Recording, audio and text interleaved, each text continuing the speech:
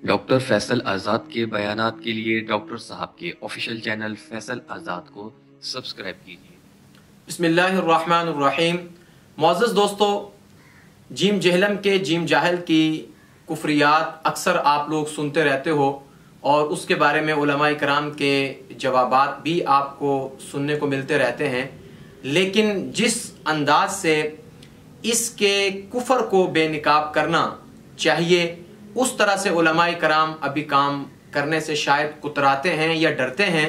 उसकी वजह सिर्फ और सिर्फ ये है कि जब कोई भी बंदा इसके दजल और फरेब को गिरफ्त करता है तो इसके चेले चांटे उसके खिलाफ हो जाते हैं, उसको माँ बहन की गालियां देना शुरू करते हैं, अखलाक से गिरी हुई गुफ्तगू करते हैं। तो वो जाहिर है कि उलमाए कराम इस चीज़ से दिल गिरफ्ता होते हैं। वो कहते हैं यार क्या इस गंद में वटा मारना है, तो सारा गंद खुद पर ही आएगा। तो मैं ये समझता हूं कि ये बात बड़ी हद तक ठीक है, लेकिन जब गटर उबल के बाहर आने लग जाए तो उस गटर पर ढक्कन लगाना जरूरी होता है। आप ये नहीं कह सकते कि यार आप इस गटर को बंद करेंगे तो हमारे ऊपर गंदगी लग जाएगी। तो अगर आप गटर को बंद नहीं करेंगे गंदगी लगने के डर से, तो सारा गटर आपके घर में दाखिल हो जाएगा और पूरे घर को जो है वो गलीज कर देगा, गंदा कर देगा, नापाक कर देगा। तो अभी आप ये एक वीडियो क्लिप जो है मैं आपको पहले सुनाना चाहता हूं, चूंकि इसके दजल फरेब को समझने के लिए जहां बसारत की जरूरत है वहां बसीरत की भी जरूरत है। पहले आप सुन लें। उम्मीद है कि बहुत से लोगों को इसका फरेब, इसकी तलबीस आसानी से समझ आ जाएगी, लेकिन बहुत से लोगों को समझाना पड़ेगा कि इसने कहा क्या है। हाँ, आले उमैया दुनिया में कहीं नहीं मौजूद इस वक्त।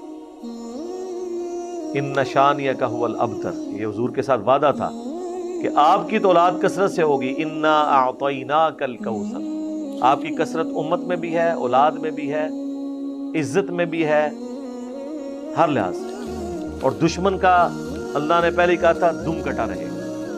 आज आप अरब मुल्कों में चले जाएं, आपको बनु तमीम भी मिलेंगे, बनु अदी भी मिलेंगे, बनु तईम भी मिलेंगे जो हजरत अबू बकर का खानदान था। बनु अदी जो है वो हजरत उमर फारूक रज़ी अल्लाह तआला, और बनु हाशिम तो इधर ही इतने आपको मिल जाएंगे। और बहुत सी चीजें इसमें मैं आपको ऐसी बताऊंगा जो आपको लर्जा के रख देंगी कि एक शख्स इस कदर दीदा दलेर हो सकता है कुरान के बारे में, रसूलुल्लाह की जात के बारे में, सहाबा इकराम के बारे में, अहले बैत उज़्ज़ाम के बारे में, और जैसे मैंने पहले कहा कि कुरान मजीद के बारे में इतनी सरीहन कुरान मजीद में तहरीफ करके उसका माना और मफहूम इतना गलत बयान करके भी इत्मीनान से बैठा हुआ है और उसको कोई परेशानी नहीं है, क्योंकि उसको पता है कि मुझे कोई इस चीज पर गिरफ्त कर ही नहीं सकता। और वो खुद कहता है कि हमारा कोई कम्पिटेटिव नहीं है, हमारा कोई मुकाबिल नहीं है, हमारी तरह कोई काम नहीं कर सकता और हमें कोई हाथ नहीं डाल सकता, ना इल्मी तौर पर ना किसी और लिहाज से। तो मैं उन्हें बताना चाहता हूं कि इल्मी तौर पर तो तुम इस काबिल ही नहीं हो कि तुम्हें हम हाथ डालें, लेकिन जिस किस्म के ढकोसले और जिस किस्म की बातें तुम करते हो उनको तुम्हारे ही अंदाज में जवाब देने की अल्हम्दुलिल्लाह सलाहियत भी है, बल्कि तुमसे करोड़ दर्जा बेहतर सलाहियत है। लेकिन अपने स्टेटस को देखते हुए, अपनी निस्बत को देखते हुए मुनासिब अंदाज से इसका जवाब जो है वो आपको देंगे। इस वीडियो को सुनने के बाद आपके जहन में जो इश्कालात पैदा हुए हैं, जो सवालात आए हैं, ना तो मैं अभी आपसे पूछ सकता हूं और ना ही आप मुझे बता सकते हैं, लेकिन मैं इस वीडियो के अंदर जो चीजें इसने कही हैं उनके मुतालिक कुछ आपको बुनियादी चीजें बताता हूं ताकि आपको समझने में आसानी हो कि मैं क्यों कहता हूं कि यह दजल है, फरेब है, तलबीस है और यहां तक कि यह कुफर है। वजह यह है कि कुरान मजीद की किसी आयत को गलत जगह पे कोट करना, कुरान मजीद की किसी आयत का गलत माना और मफहूम करना, और कुरान मजीद की किसी आयत से गलत माना और मफहूम अखज करना, ये तीनों कुरान मजीद में तहरीफ के माना में आते हैं। गुज़िश्ता दिनों मैंने मोहतरम गामदी साहब की एक मैंने वीडियो सुनी। अगरचे गामदी साहब के साथ हमें बहुत से मसाइल में इख्तलाफ है, खासकर जो उनका फराही मकतबा फ़िक्र है जो नज़्मुल कुरान के हवाले से इसको बहुत अहमियत देता है और इसको बड़ा लाजिम व मलजूम समझता है। तो गामदी साहब तो खैर इसी हवाले से बात कर रहे थे कि कुरान मजीद का हरफ, लफ्ज़, माना, मफहूम, इसका उसलूब, इसका मनहज, इसका नज़म, इसके लफ्ज़, तमाम जो चीज़ें हैं, जब तक हम उसको उसी तरह नहीं देखेंगे जिस तरह से वो नाजिल हुआ है तो हम नहीं समझ सकते कि कुरान मजीद का मकसूद क्या है, कुरान मजीद का पैगाम क्या है, अल्लाह ताला इसमें हमें क्या कहना चाहते हैं। तो बहरहाल नज़्म कुरान के हवाले से उनसे इख्तिलाफ के बावजूद ये बात उनकी अहमियत की हामिल है कि कुरान मजीद को जब तक उसी के दायरे में रखकर नहीं देखेंगे तब तक हम ये नहीं समझ सकते कि कुरान मजीद हमसे क्या कह रहा है। अगर आप कुरान मजीद की आयात के मफहूम को गलत तरीके से बयान करने लग जाएं, गलत जगह पर बयान करने लग जाएं, गलत चीजों पर इसको आप जो है वो फिट करने लग जाएं, गलत तरीके से कोट करने लग जाएं, तो कुरान मजीद में खुली तहरीफ शुरू हो जाएगी। और ये तहरीफ हुई आपके सामने। कहता है कि आले उमैया दुनिया में कहीं नहीं है, मिट गए, खत्म हो गए।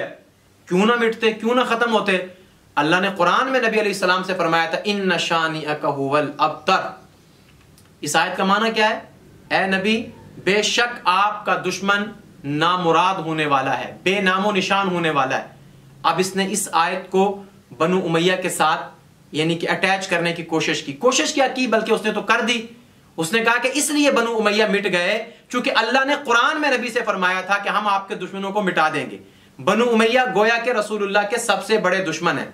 और उसके बाद क्या कहता है कि आप देख लें, दुनिया में बनु तैम भी हैं, बनु तमीम भी हैं, बनु अदी भी हैं, और बनु हाशिम तो ये यहां ही बहुत बैठे हुए हैं। और आले उमैया या बनु उमैया बहसियत खानदान दुनिया में कहीं मौजूद नहीं है। पहली बात तो मैं ये बता दूं कि जिस तरह दूसरे खानदान मौजूद है, बनु उमैया भी मौजूद है, नंबर एक। और दूसरी बात सुने जरा, अब ये जो आयत इसने पढ़ी है इन्न शानिअक हुवल अब्तर, मैं आपसे पूछता हूं कि ये बनु उमैया के बारे में नाज़िल हुई थी?